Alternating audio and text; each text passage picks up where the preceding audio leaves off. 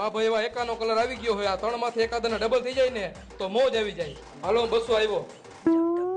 આ 3 માંથી એકાઈને કાચી રો નહીં આવી જાય ને તો પૂઠા કાઢી નાખવા. 400 આવ્યો. મોજ આવે એવું આવી ગયું છે અને જ્યાં ત્રણેયને રોન જામી જાય ને ત્યાં ત્રણેયના પુઠ્ઠા કાઢી નાખું. હાલો હું 800 આવ્યો. ત્રણેય જોઈને હાલી ગયા એમ ને. હવે હુંય જોઈ લઉં.